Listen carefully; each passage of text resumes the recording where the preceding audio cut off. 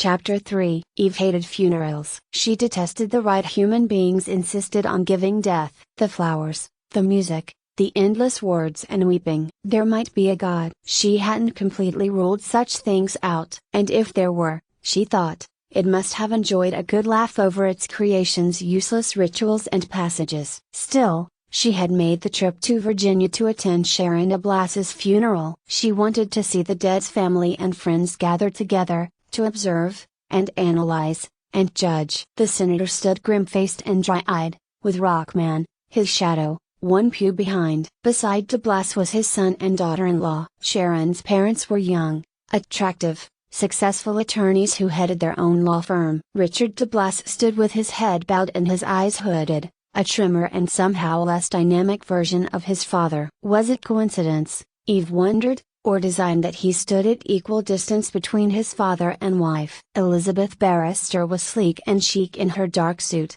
her waving mahogany hair glossy, her posture rigid. And, Eve noted, her eyes red-rimmed and swimming with constant tears. What did a mother feel, Eve wondered, as she had wondered all of her life, when she lost a child? Senator de Blas had a daughter as well, and she flanked his right side. Congresswoman Catherine de Blas had followed in her father's political footsteps. Painfully thin, she stood militarily straight, her arms looking like brittle twigs in her black dress. Beside her, her husband Justin Summit stared at the glossy coffin draped with roses at the front of the church. At his side, their son Franklin, still trapped in the gangly stage of adolescence, shifted restlessly. At the end of the pew, somehow separate from the rest of the family, was de Blas's wife, Anna. She neither shifted nor wept. Not once did Eve see her so much as glance at the flower-strewn box that held what was left of her only granddaughter. There were others, of course. Elizabeth's parents stood together, hands linked, and cried openly. Cousins, acquaintances, and friends dabbed at their eyes or simply looked around in fascination or horror. The president had sent an envoy, and the church was packed with more politicians than the Senate lunchroom. Though there were more than 100 faces, Eve had no trouble picking Rourke out of the crowd. He was alone. There were others lined in the pew with him, but Eve recognized the solitary quality that surrounded him. There could have been 10,000 in the building, and he would have remained aloof from them. His striking face gave away nothing, no guilt, no grief, no interest. He might have been watching a mildly inferior play. Eve could think of no better description for a funeral. More than one had turned in his direction for a quick study or, in the case of a shapely brunette, a not so subtle flirtation. Rourke responded to both the same way. He ignored them. At first study, she would have judged him as cold, an icy fortress of a man who guarded himself against any and all. But there must have been heat. It took more than discipline and intelligence to rise so high so young. It took ambition, and to Eve's mind, ambition was a flammable fuel. He looked straight ahead as the dirge swelled, then without warning, he turned his head, looked 5 pews back across the island directly into Eve's eyes. It was surprise that had her fighting not to jolt at that sudden and unexpected punch of power. It was will that kept her from blinking or shifting her gaze. For one humming minute they stared at each other. Then there was movement, and mourners came between them as they left the church. When Eve stepped into the aisle to search him out again, he was gone. She joined the long line of cars and limos on the journey to the cemetery. Above, the hearse and the family vehicles flew solemnly. Only the very rich could afford body interment. Only the obsessively traditional still put their dead into the ground. Frowning, her fingers tapping the wheel, she relayed her observations into her recorder. When she got to Rourke, she hesitated and her frown deepened. Why would he trouble himself to attend the funeral of such a casual acquaintance? She murmured into the recorder in her pocket. According to data, they had met only recently, and had a single date. Behavior seems inconsistent and questionable. She shivered once, glad she was alone as she drove through the arching gates of the cemetery. As far as Eve was concerned, there should be a law against putting someone in a hole. More words and weeping, more flowers. The sun was bright as a sword, but the air had the snapping bite of a petulant child. Near the gravesite, she slipped her hands into her pockets. She'd forgotten her gloves again. The long, dark coat she wore was borrowed. Beneath it, the single gray suit she owned had a loose button that seemed to beg her to tug at it. Inside her thin leather boots, Her toes were tiny blocks of ice. The discomfort helped distract her from the misery of headstones and the smell of cold, fresh earth. She bided her time, waiting until the last mournful word about everlasting life echoed away, then approached the senator. "My sympathies, Senator de Blas, to you and your family." His eyes were hard, sharp and black, like the hued edge of a stone. "Save your sympathies, Lieutenant. I want justice." "So do I, Mrs. de Blas." Eve held out a hand to the senator's wife and found her fingers clutching a bundle of brittle twigs. "Thank you for coming." Eve nodded. One close look had shown her Anna de Blas was skimming under the edge of emotion on a buffering layer of chemicals. Her eyes passed over Eve's face and settled just above her shoulder as she withdrew her hand. "Thank you for coming," she said in exactly the same flat tone to the next offer of condolence. Before Eve could speak again, her arm was taken in a firm grip. Rockman smiled solemnly down at her. "Lieutenant Dallas, the senator and his family appreciate the compassion and interest you've shown in attending the service." In his quiet manner, he edged her away. "I'm sure you'll understand that, under the circumstances, it would be difficult for Sharon's parents to meet the officer in charge of their daughter's investigation over her grave." Eve allowed him to lead her 5 feet away before she jerked her arm free. "You're in the right business, Rockman." "That's a very delicate and diplomatic way of telling me to get my ass out." "Not at all," he continued to smile, smoothly polite. "There's simply a time and place." "You have our complete cooperation, Lieutenant." "If you wish to interview the senator's family, I'd be more than happy to arrange it." "I'll arrange my own interviews, at my own time and place." Because his placid smile irked her, she decided to see if she could wipe it off his face. "What about you, Rockman? Got an alibi for the night in question?" The smile did falter. That was some satisfaction. He recovered quickly, however. "I dislike the word alibi." "Me, too," she returned with a smile of her own. "That's why I like nothing better than to break them." "You didn't answer the question, Rockman." "I was in East Washington on the night Sharon was murdered. The senator and I worked quite late refining a bill he intends to present next month." "It's a quick trip from you to New York," she commented. "It is. However, I didn't make it on that particular night. We worked until nearly midnight. Then I retired to the senator's guest room. We had breakfast together at 7 the next morning. As Sharon, according to your own reports, was killed at 2, it gives me a very narrow window of opportunity." "Narrow windows still provide access." But she said it only to irritate him as she turned away. She'd held back the information on the doctored security disks from the file she'd given to Blas. The murderers had been in the Gorham by midnight. Rockman would hardly use the victim's grandfather for an alibi unless it was solid. Rockman's working in East Washington at midnight slammed even that narrow window closed. She saw Rourke again, and watched with interest as Elizabeth Barrister clung to him, as he bent his head and murmured to her. Not the usual offer in acceptance of sympathy from strangers, Eve mused. Her brow lifted as Rourke laid a hand on Elizabeth's right cheek, kissed her left before stepping back to speak quietly to Richard de Blas. He crossed to the senator, but there was no contact between them, and the conversation was brief. Alone, as Eve had suspected, Rourke began to walk across the winter grass, between the cold monuments the living raised for the dead. "Rourke!" He stopped, and as he had at the service, turned and met her eyes. She thought she caught a flash of something in them, anger, sorrow, impatience. Then it was gone and they were simply cool, blue, and unfathomable. She didn't hurry as she walked to him. Something told her he was a man too used to peoply women certainly rushing toward him. So she took her time, her long, slow strides flapping her bordered coat around her chilly legs. "I'd like to speak with you," she said when she faced him. She took out her badge, watched him give it a brief glance before lifting his eyes back to hers. "I'm investigating Sharon de Blas's murder." "Do you make a habit of attending the funerals of murder victims, Lieutenant Dallas?" His voice was smooth, with a whisper of the charm of Ireland over it,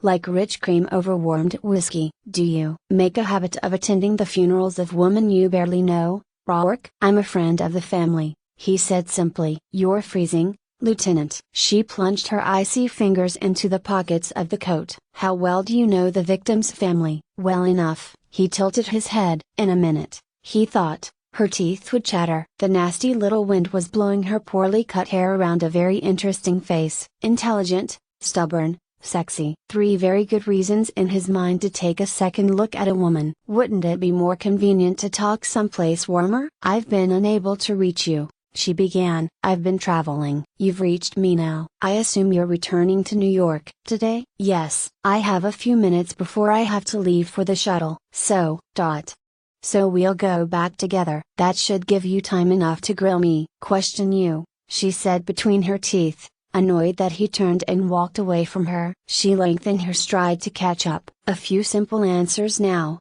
Rourke, and we can arrange a more formal interview in New York. I hate to waste time, he said easily. You strike me as someone who feels the same. Did you rent a car? Yes. I'll arrange to have it returned. He held out a hand, waiting for the key card. That isn't necessary. It's simpler. I appreciate complications, Lieutenant, and I appreciate simplicity. You and I are going to the same destination at the same approximate time. You want to talk to me, and I'm willing to oblige. He stopped by a black limo, where a uniformed driver waited, holding the rear door open. My transport's routed for New York. You can, of course, follow me to the airport, take public transportation, then call my office for an appointment. Or you can drive with me, enjoy the privacy of my jet, and have my full attention during the trip. She hesitated only a moment, then took the key card for the rental from her pocket and dropped it into his hand. Smiling, he gestured her into the limo where she settled as he instructed his driver to deal with the rental car. Now then, Rourke slid in beside her, reached for a decanter. Would you like a brandy to fight off the chill?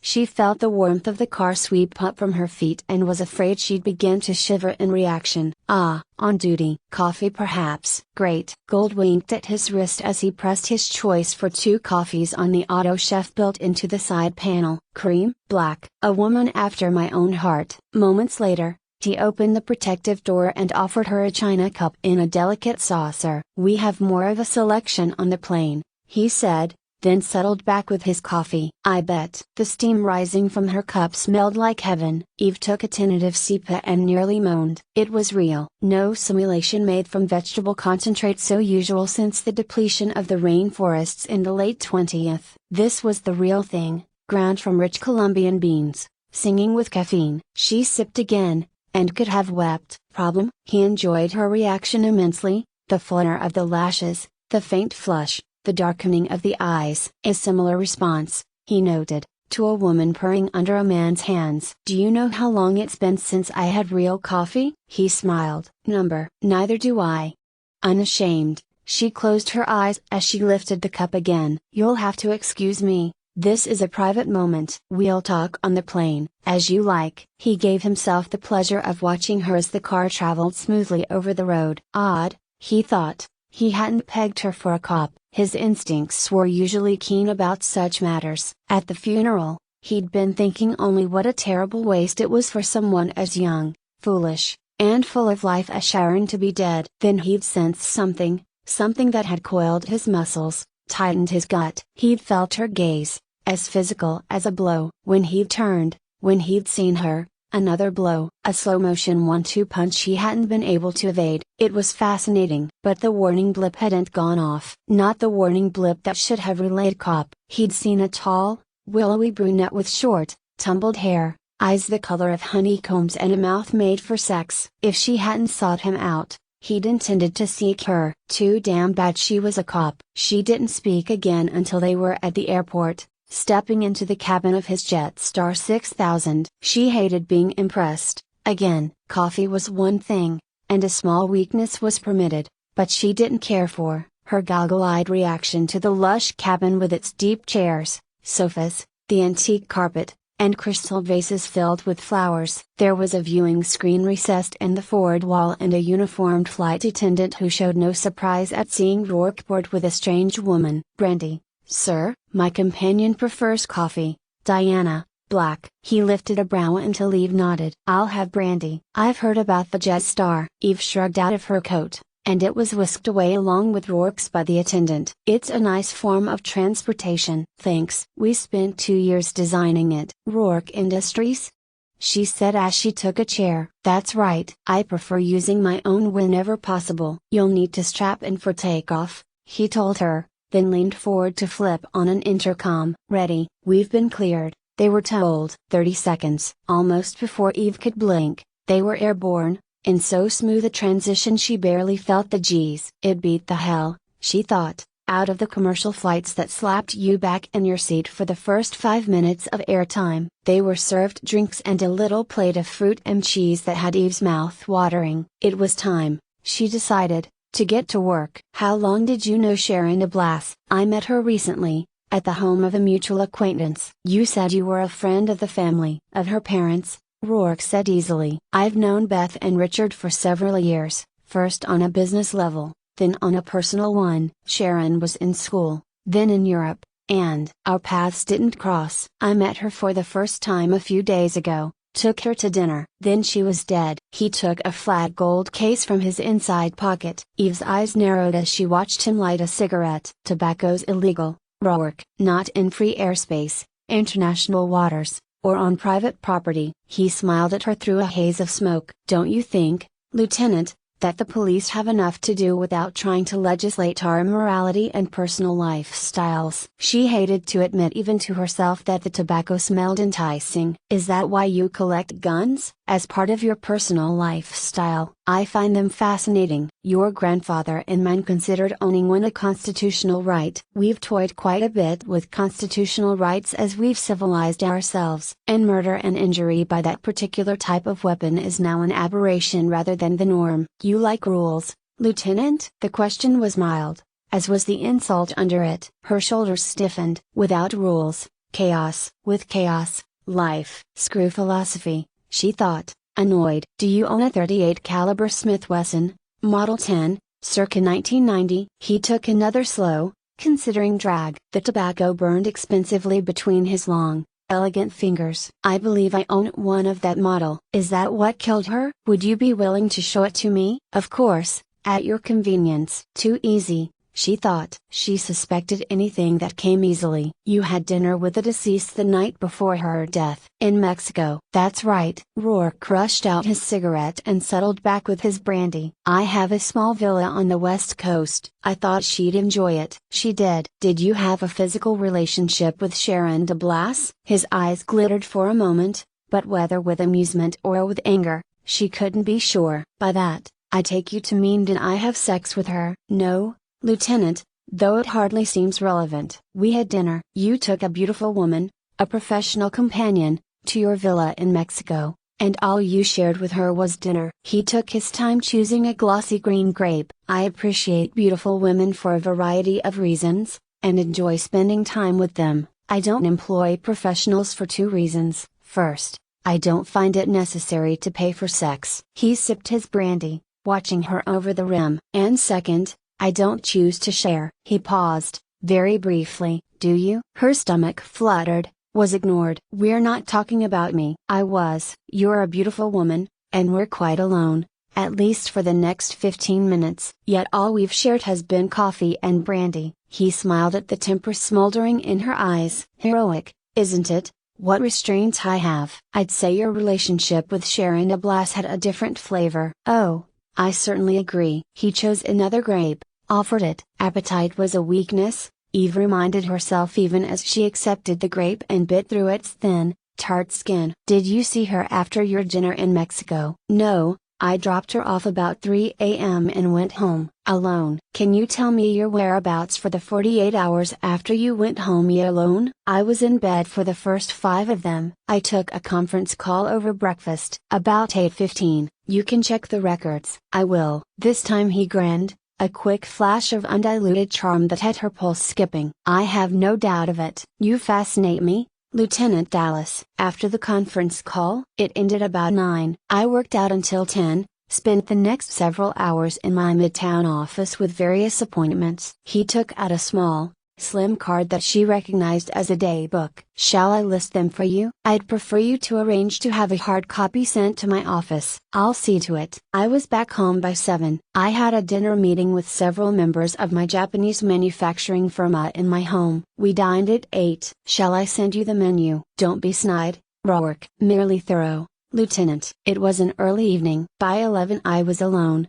with a book and a brandy, until about 7 a.m. when I had my first cup of coffee. Would you like another? She'd have killed for another cup of coffee, but she shook her head. Alone for 8 hours, Roark. Did you speak with anyone? See anyone during that time? No one. I had to be in Paris the next day and wanted a quiet evening. Poor timing on my part. Then again, if I were going to murder someone, it would have been ill-advised not to protect myself with an alibi. Or arrogant not to bother, she returned. Do you just collect antique weapons, Roark? Or do you use them? I'm an excellent shot. He set his empty snifter aside. I'll be happy to demonstrate for you when you come to see my collection. Does tomorrow suit you? Fine. 7 o'clock. I assume you have the address. When he leaned over, she stiffened and nearly hissed as his hand brushed her arm. He only smiled, his face close, his eyes level. You need to strap in, he said quietly. We'll be landing in a moment. He fastened her harness himself, wondering if he made her nervous as a man, or a murder suspect, or a combination of both. Just then, any choice had its own interest and its own possibilities. Eve, he murmured. Such a simple and feminine name. I wonder if it suits you. She said nothing while the flight attendant came in to remove the dishes. Have you ever been in Sharon Blas's apartment? A tough shell, he mused, but he was certain there would be something soft and hot beneath. He wondered if when he'd have the opportunity to uncover it. Not while she was a tenant, Roark said as he sat back again. And not at all that I recall, though it's certainly possible. He smiled again and fastened his own harness. I own the Gorham complex, as I'm sure you already know. Idly, he glanced out the window as Earth hurtled toward them. Do you have transportation at the airport, Lieutenant, or can I give you a lift?